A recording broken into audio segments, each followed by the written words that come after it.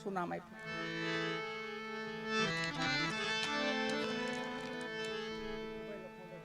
વાહ, અંકલેશ્વર. અમારે મહેમાન શ્રી વિપુલભાઈ, દીપુભાઈ, લક્ષ્મણભાઈ પઢિયાર એ પોતે અંકલેશ્વરથી આવે છે. અહીંયા આ ભંડારાને ધર્મ કાર્યમાં 5000 રૂપિયો પોતે આપે છે, અર્પણ કરે છે. પ્રેમથી એમને તાલીથી વધાવવાના. અને દેવાનું કોઈ ઠેકાણું હોય તો એ સાધુનું ઘર છે. સાધુ કોઈ પાસે માગે નહીં, પણ એને હામું જોઈને તમારે દઈ દેવાય. સાધુની હામું જ ઓળખી જવાનું. સાધુનો સ્વભાવ માગવાનો નથી, એ માગણ નથી, મહાગણ છે. કોઈ રામના ઉપાસક ને કોઈ ધણી રામદેવજી મહારાજના ઉપાસક, કોઈ ભોળાનાથના ઉપાસક, એના ગણો છે.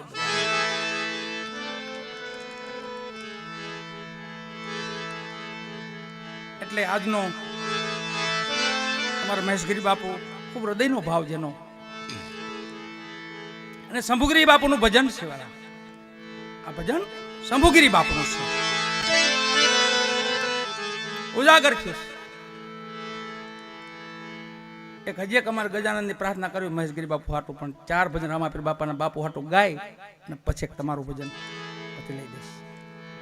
તમે આવ્યા તે જ મેં નક્કી કર્યું. બાપુનું મેં નામ સાંભળ્યું ને કે શંભુગીરી બાપુ ધણી રામદેવજી મહારાજના પરમ ઉપાસક હતા. આ ધર્મ એવો છે વાલા, આપણો સનાતન ધર્મ, કે તમે ધણીના નામ માટે 4 ભજનો એના કરવા જ પડે. 4 ભજનો પ્રેમથી સાંભળજો. આમાં પ્રમાણ આપેલા છે 4 ભજન જે સાંભળે ને એ રોગ તો કાળ હામાંથી હટી ગયા. કાળ હટી ગયા. રોગ તો છેટી વાત થઈ ગઈ, બહુ નાની વાત કહેવાય. રોગ એટલે તો નાની વાત કહેવાય, પણ કાળ આવે ને કદે કાળ, તો 4 ભજનમાં તમે બેઠા છો તો તમારી પાસે કાળ એ નવી આપે વાલા. એટલો ધણી રામદેવજી મહારાજનો મહિમા છે. અને એમાં આપણે આ ભૂમિ એટલે આમ સોમૈયો દાદો, જય સોમનાથ.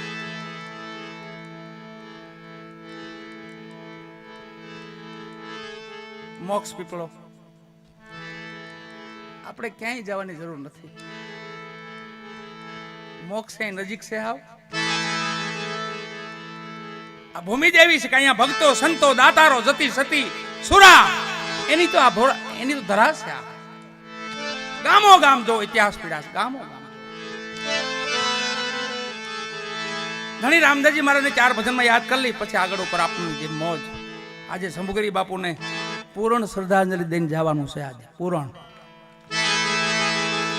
શંભુગીરી બાપુને પૂર્ણ શ્રદ્ધાંજલિ જે કહેવાય ને, પૂર્ણ. તમે નોટો તાલગે અહીંથી કોઈ અટેમ છે નહીં. તમે 7 વગાડો તો 7, તમે કહો 8 એટલે 8 વાગી જાય, તમે કહો 9 એટલે 9 વાગી જાય. પણ અમે નોટી એમ તમારે હટાય નહીં, ભાગવું નહીં. અમારે ભાગ્ય મેળ નહીં પડે. થાકલોથી નથી ઠેરાતું. આ ભજન છે ને એ થાકી ગયેલ માણાનું કામ નહીં. આમાં વાલોજી કરે વાતું સાચાની સંગાથે. અમારા ભિખારામ બાપુ બેઠા થાય, જો કેટલા વર્ષોથી જેનું ભજનનું જીવન, હજી બેઠા ના ડીખમ. એ થાકવાની વાત આમાં ન આવે. થાકલોથી નથી ઠેરાતું, સાચાની સંગાથે. વાલોજી કરે વાતું સાચાની સંગાથે.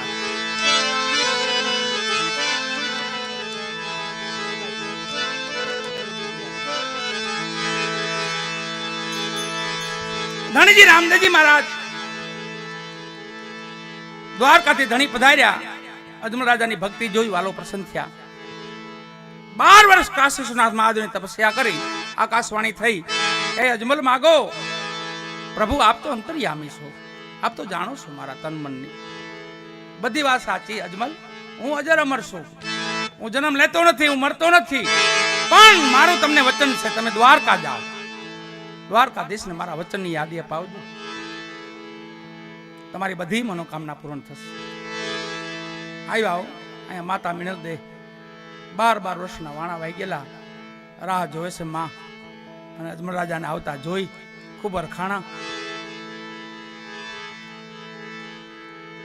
સાંજ પડીને પૂછું ભગવાનને કઈ યાદી આપી પ્રભુએ? કે હા સતી, મને સપને આવ્યા હતા ભગવાન, અને આકાશવાણીથી દેવળમાં મને કે તમે દ્વારકા જાઓ, તમારી બધી મનોકામના પૂર્ણ થશે. અને વાલા માએ કીધું તો મોડું કરો માં જલ્દી હાલે આજનો રાજાઓ. પૂનમ ને દિવસે બરાબર દ્વારકા પહોંચ્યા. થાળ ધરી ભગવાનને લાડુ ધર્યા, પ્રાર્થના કરી. એક પૂનમ, બીજી પૂનમ, ત્રીજી પૂનમ, ચોથી પૂનમ, એમ 12 પૂનમ ગઈ ને માથે 13મી પૂનમ આવી તો પાગલ જેવા બની ગયેલા હો. ક્યાં રાજસ્થાન, ક્યાં દ્વારકા. 13મી પૂનમે લાડુ ધર્યા ભગવાનને, જળની જારી મૂકી, પાછી બે હાથ જોડા. એ મારા નાથ, આ તો 13મી પૂનમ છે આજે. મારે મને કાશીનાથ મહાદેવ વચન આપ્યું છે, મારી પ્રાર્થના સાંભળો. થોડીક વાર કાકલોદી કરી, થોડીક વાર પ્રાર્થના કરી. મૂર્તિમાંથી કઈ અવાજ ન આવ્યો. થોડોક ક્ષણિક ક્રોધ આવ્યો, લાડુ ભગવાનને મારવા માંડ્યા. છેલ્લે જળની જારી લોટો હતો એ પણ માર્યો ભગવાનને. બ્રાહ્મણ લોકો જોઈ ગયા, ગુગળી લોકો જોઈ ગયા. બહાર કાઢ્યા રાજનને. અરે રાજન, તમે શું કરો છો? લાડુ માર્યા મૂર્તિને, લોટો માર્યો. કે હું બે વાત કરું ઠાકર હામો, મારા રાજસ્થાનથી આવું છું. એક બ્રાહ્મણે કીધું તમે કોની વાત કરો? દ્વારકાધીશની વાત કરો? કે હા, એની સાથે વાત કરતો હતો. તો જેની આરે તમે વાત કરવા માંગો છો ને એ તો દરિયામાં વહે છે, અહીં તો એનું દેવળ છે. એટલા શબ્દો સાંભળી બ્રાહ્મણના અને ગડગડતી દોટ મૂકી ભુરિયા બાવાના ભેખડથી કૂદકો માર્યો. હોનાની દ્વારકા રચાવી વાલા એ હોનાની અંદર ભગવાન હિચકે છે, માં અષ્ટપટાની સેવામાં છે. ભગવાને કપાળમાં પાટો વાળ્યો છે. અજમલ રાજા પ્રણામ કરીને પાસે બેઠા કે પ્રભુ પધારો અજમલ, આવો આવો. પ્રભુ એ તો બધું સમજાણું, પણ અમે તો માનવ છે, અમારા સુખ દુઃખ બધા ભોગવવા પડે, પણ તમે આ પાટો વેળો પ્રભુ, એનું શું કારણ? અજમલ, એક ઘડીક પેલા મારા ભગત મારા દેવળે આવ્યા હતા, એની આમ ઘડીક ઊનો બોલ્યો ને તો પેલા લાડવા માર્યા ને પછી લોટો માર્યો. આ ઢીમસા એના ઉપડ્યા છે અજમલ. રાજા ની કે આ ઢીમસા એના ઉપડ્યા. અરે પ્રભુ, એ તો હું જ હતો. ખેર, આવવાનું કારણ કયો રાજન? પ્રભુ આપણે રાજસ્થાન ભૂમિમાં પધારવાનું છે અને વાલો વચન આપે છે. વાલા ભાદરવા સુદ બીજ બાપાનો જન્મ દિવસ છે. ભાદરવા સુદ બીજ નોમ દસમ 11 હમણાં આલી જાય છે, એ સમાધિ દિવસ. વચન આપ્યું અને વાલો પધારે છે. હાલમાં પ્રમાણ આપે છે, હાલમાં પ્રગટ પ્રમાણ આપે છે એ ધણી રામદેવજી. 18 વરણ એક કર્યા હોય તો ધણી રામદેવજી મહારાજ.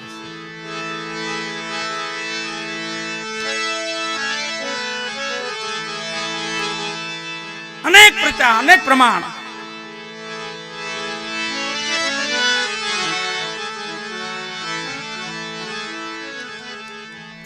બાપાના ભક્તો એટલે મેઘધારવાજી ધણી રામદેવજી મહારાજના શિષ્ય. બાબા ઉગમસિંહ ધણી રામદેવજી મહારાજના શિષ્ય. લખમો માળી રામદેવજી મહારાજના શિષ્ય. ખીમડો કોટવાલ રામદેવજી મહારાજના શિષ્ય. આવું તો ગત મંડળ હતું. અને એક એક પીરો એવા આપને ટેકાઈ દેવા, આપને થંભાવી દે. ખીમડા કોટવાલ, રાવત રણસિંહ, માલદે પીર, જેસલ પીર,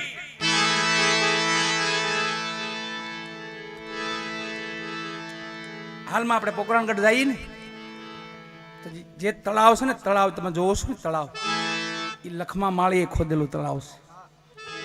બાપાની હાજરીમાં ખારું પાણી આવ્યું હતું, ખારું. ધણી રામદેવજી મહારાજે ભાલો માર્યો, મીઠું પાણી વાળા.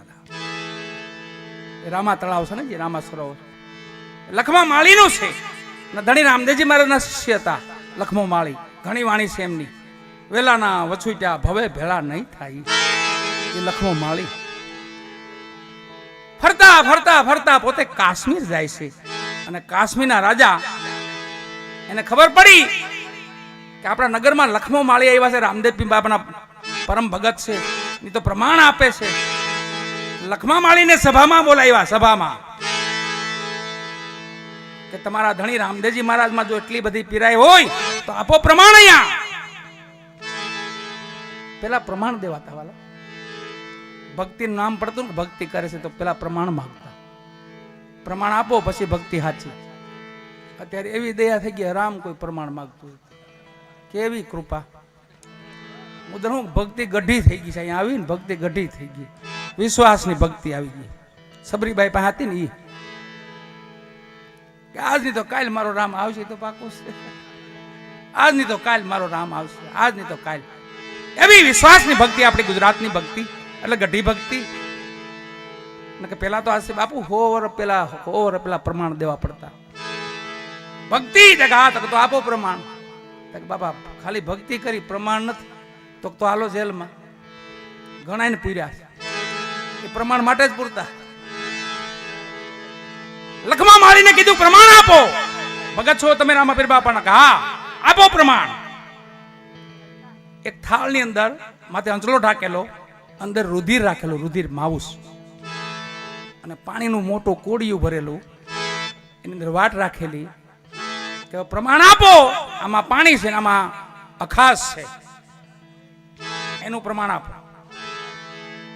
વાલા લખમાં મળીએ 4 વાણી કરીને કાશ્મીરમાં 4 વાણી કરીને તો જે માઉસ હતું ને એની સાકર બની ગઈ અને પાણીનું ઘી બની ગયું. અને પાટ દીવડો પ્રગટાવ્યો આમ કે મારો ધણી જો આ છે, આ મારો રામદેવજી મહારાજ. એવા તો અનેક પ્રમાણ છે બાપાના ભક્તોના.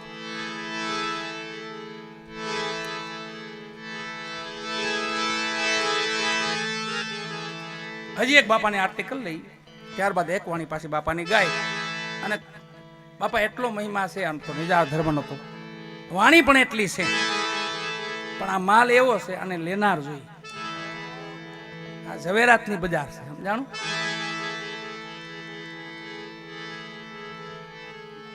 આ બજાર ઝવેરાતની. આમાં કોઈ ખરીદનાર હોય તો આવે. 24 ક્રેટ માલ મળે, 24 ક્રેટ. લેનાર જોયો. અમારા ભિખારામ બાપુ ને બધા આમાં જઈને વર્ષો કાઢી નાખ્યા. મહાપુરુષોની આટડી માંડી અમૂલ્ય વેપાર જેને કહેવાય, અમૂલ્ય, કોઈ એનો મૂલ જ ન કરી શકે એવી વાણી છે આપણા મહાપુરુષોની.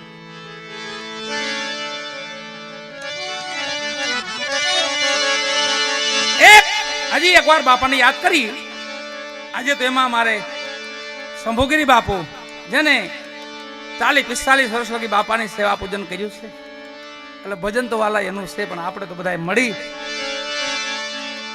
અને એના ચરણોમાં બધી શ્રદ્ધાંજલિ અર્પણ કરીએ આપણે.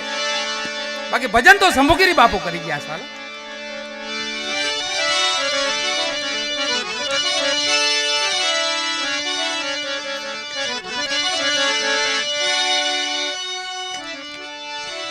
એમના ભંડારા નિમિત્તે આજે ધણી રામદેવજી મહારાજની ઉપાસના થાય છે. તો છેલ્લે એક આરતી બાપાની કરી, ત્યારબાદ વાણીના બીજા દોર તરફ જશો આપણે.